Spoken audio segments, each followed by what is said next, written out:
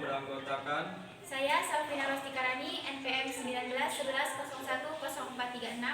Saya Widiarti, NPM 1911010229. Saya Wahid Fathah Al-Kafi, NPM 1911010475. Saya Umi Asia, NPM 19110464. Saya Siti Nurhasana, NPM 19110447. Kami akan membahas pembelajaran berbasis web. Konsep pembelajaran berbasis web. Pembelajaran berbasis web merupakan suatu kegiatan belajar yang memanfaatkan media situs atau website yang bisa diakses melalui jaringan internet. Pembelajaran berbasis web merupakan salah satu jenis penerapan pembelajaran elektronik atau biasa kita sebut dengan e-learning. E-learning tidaklah sama seperti pembelajaran konvensional. E-learning memiliki beberapa karakteristik. Di antaranya, yang pertama, interaktivitas, yakni tersedianya jalur komunikasi yang lebih luas, baik secara tidak langsung maupun secara langsung.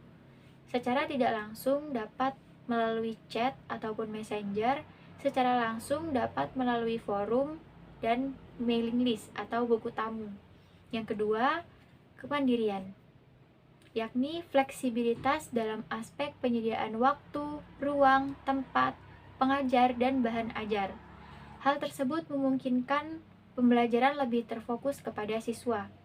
Yang ketiga, aksibilitas, yakni sumber-sumber belajar lebih mudah diakses dalam pendistribusian di jaringan internet daripada pendistribusian sumber-sumber belajar yang terdapat dalam pembelajaran konvensional. Yang keempat, pengayaan, yakni dapat berupa kegiatan belajar, kemudian presentasi perkuliahan, dan pelatihan materi sebagai pengayaan.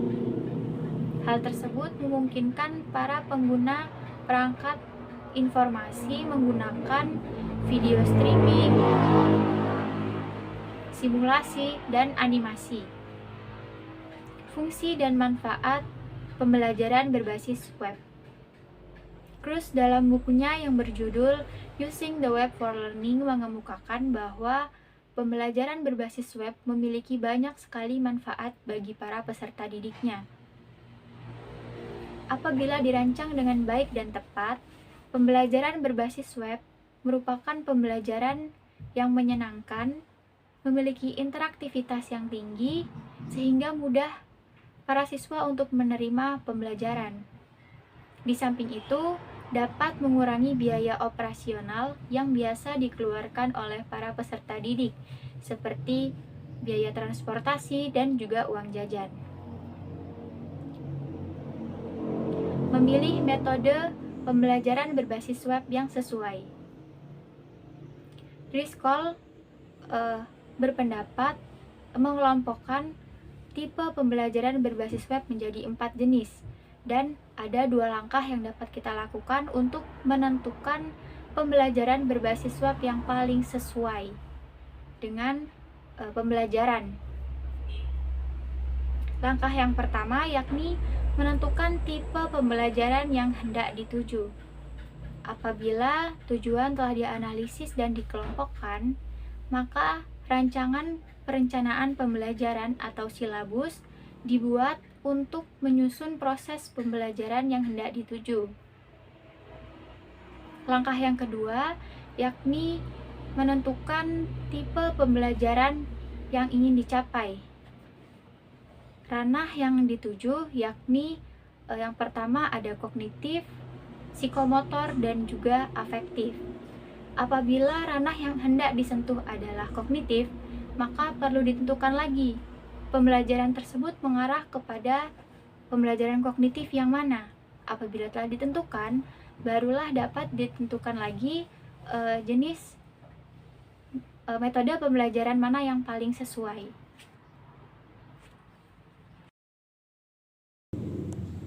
Bismillahirrahmanirrahim. Assalamualaikum warahmatullahi wabarakatuh. Baiklah, selanjutnya saya akan menjelaskan kelebihan dan kekurangan e-learning dan pengertian dari pembelajaran blended learning. Kelebihannya adalah yang pertama pengalaman pribadi, yang kedua mengurangi biaya, yang ketiga mudah dicapai selama terhubung dengan internet, yang keempat kemampuan bertanggung jawab, yang kelima dapat memicu siswa untuk menjadi mandiri dan aktif.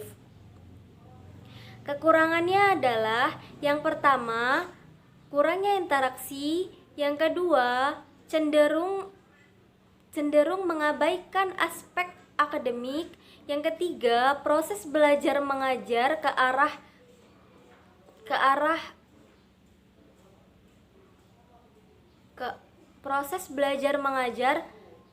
pelatihan, yang keempat perubahan peran pengajar, yang kelima kurangnya penguasaan komputer dan akses internet yang kurang memadai. Blended learning adalah proses mempersatukan beragam metode belajar yang dapat dicapai dengan penggabungan sumber-sumber virtual dan fisik untuk mencapai tujuan pembelajaran. Metode tersebut memberikan kesempatan bagi peserta pembelajaran online untuk bertatap muka. Metode tersebut sering diterapkan ketika kompetensi yang hendak dicapai adalah keterampilan atau psikomotorik. Sekian dari saya. Wassalamualaikum warahmatullahi wabarakatuh.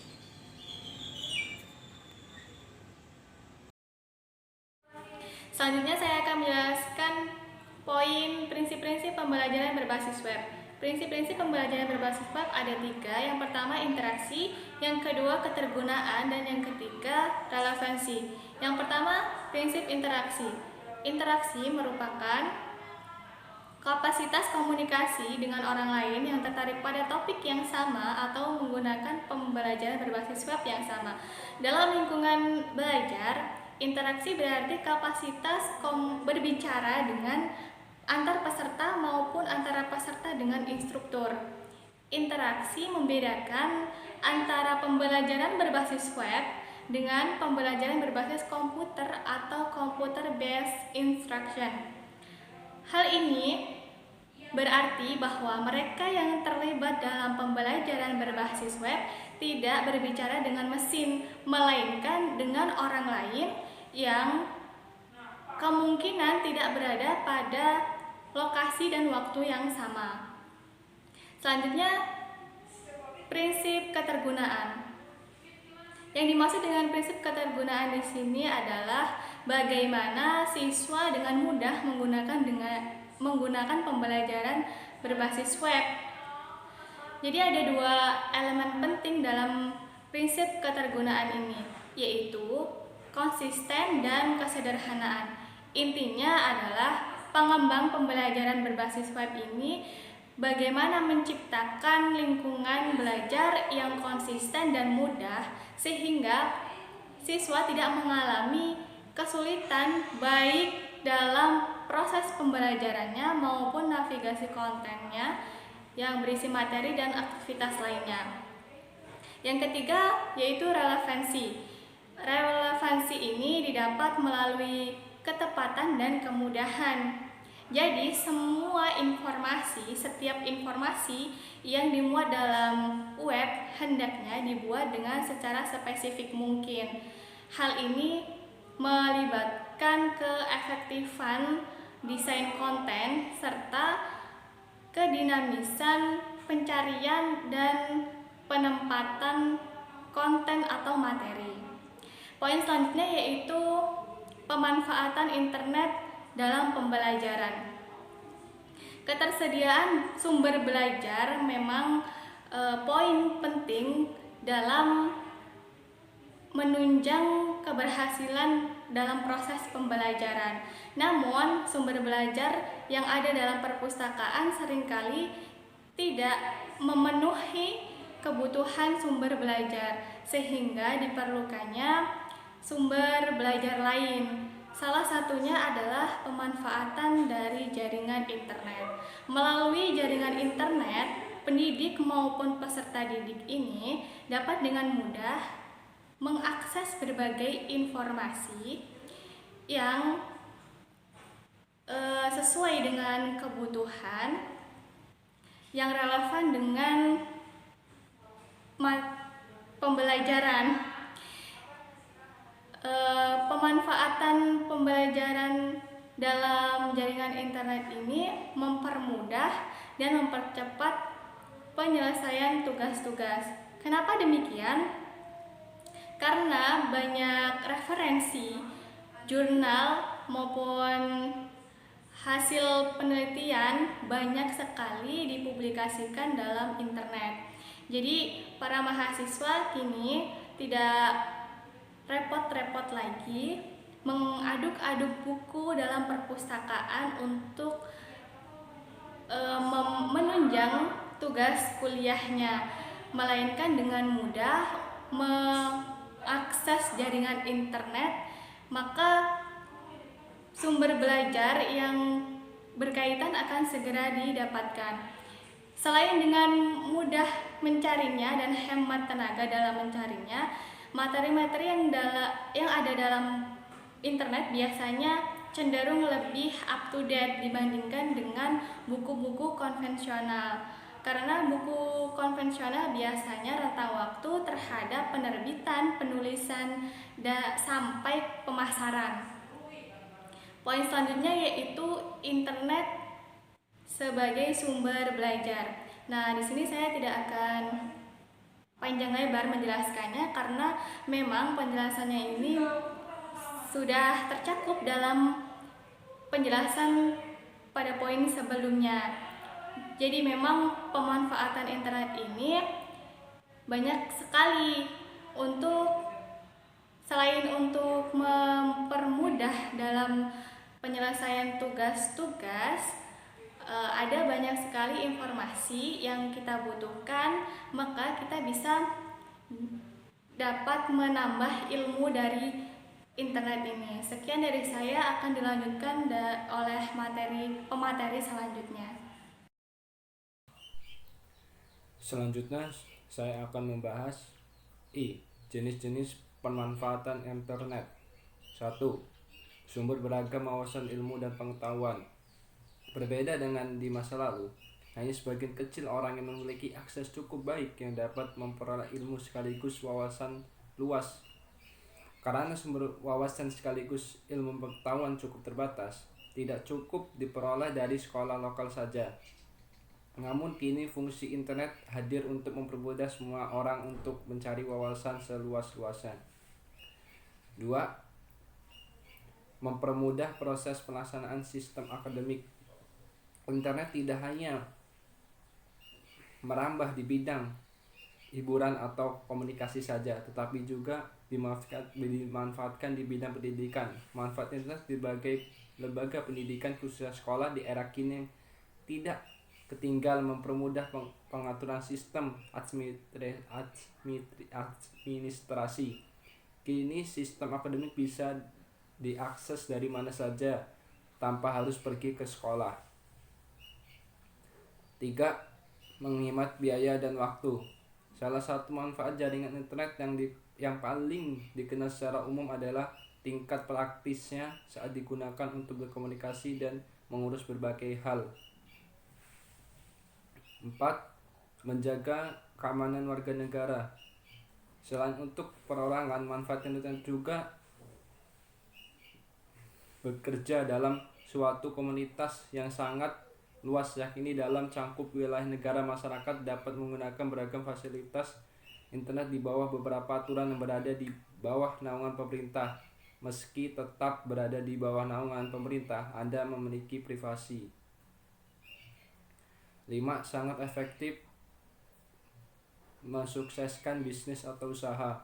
internet memiliki suatu manfaat penting atau yang biasa disebut sebagai Internet of Things. Maksud dari pernyataan tersebut adalah konsep baru yang berguna memperluas fungsi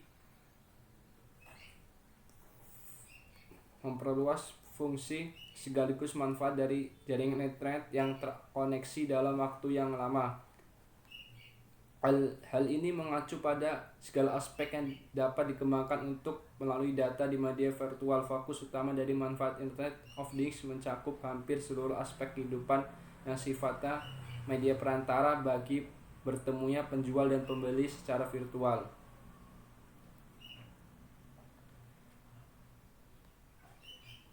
Memperluas ruang pertemanan. Manfaat internet secara umum sangatlah banyak, termasuk sebagai media yang dapat menambah atau memperluas jaringan dan ruang pertemanan. 7. Media hiburan semua kalangan. Salah satu manfaat internet yang paling dicari dan diminati oleh semua orang dari berbagai kalangan adalah sebagai media hiburan. Internet menyediakan beragam kategori hiburan berbagai usia, mulai dari anak-anak, remaja hingga dewasa. J. Interaksi tatap muka dan virtual. Pembelajaran yang dilakukan dengan interaksi tatap muka dan virtual menjadi sebuah pilihan di antara kemajuan teknologi informasi dan komunikasi yang tidak bisa kita hindari. Meskipun kegiatan pembelajaran saat ini dapat dilakukan tanpa adanya pertemuan fisik berinteraksi secara langsung, karena bisa saja dilakukan dengan interaksi secara virtual melalui aplikasi maupun web tertentu. Tetapi interaksi tatap muka secara virtual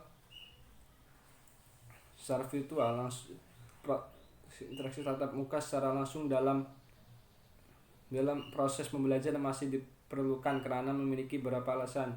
1. Perlu adanya penyampaian secara langsung mekanisme proses belajar yang akan dilalui peserta didik untuk mencapai keberhasilan dalam proses belajar dan mengajar tugas. 2. Perlu pemahaman dan pengalaman belajar peserta didik dengan tugas yang bersifat kolaboratif untuk meningkatkan kompetisi dan komunikasi dan membangun kelompok yang kuat. Tentu dapat melakukan kerja kelompok selanjutnya secara virtual. 3. Adanya pelatihan secukupnya fungsi dari komputer atau alat lainnya serta media yang digunakan untuk berinteraksi. Kurang paham dalam menggunakan mungkin menimbulkan peserta didik sulit berpartisipasi dalam interaksi virtual. Sekian dari saya. Bismillahirrahmanirrahim. Selanjutnya saya akan menjelaskan tentang teknologi pendukung e-learning. Dalam praktiknya, e-learning memerlukan bantuan teknologi. Karena itu dikenal istilah Computer Based Learning atau biasa disebut dengan CBL, yaitu pembelajaran yang sepenuhnya menggunakan komputer. Teknologi pembelajaran terus berkembang, namun pada prinsipnya teknologi tersebut dikelompokkan menjadi dua, yaitu teknologi based learning dan teknologi based web learning. Kalau teknologi based learning ini pada prinsipnya terdiri dari audio information technologies. Biasanya itu ada radio, audio, atau telepon, dan video information technologies itu biasanya video teks atau video messaging. Sedangkan teknologi based web learning pada dasarnya adalah data information technologies seperti internet atau email. Sekian pembahasan dari kami akhiri. Wassalamualaikum warahmatullahi wabarakatuh.